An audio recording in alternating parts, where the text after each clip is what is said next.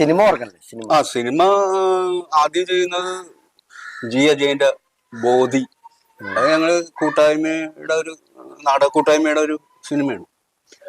അതിലിപ്പോ അത് മറ്റേ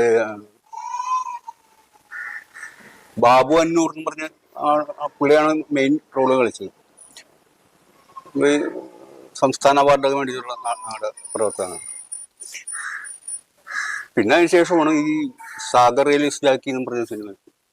അതൊരു 7 ദിവസത്തെ ഷൂട്ടുണ്ടായിരുന്നു. പക്ഷെ പടത്തില് അധികം ഇതൊന്നുമില്ല, സംഭവങ്ങളൊന്നുമില്ല. ഒരു ചെറിയൊരു ക്ലോസ് ഷോട്ട് മാത്രമേ ഉള്ളൂ.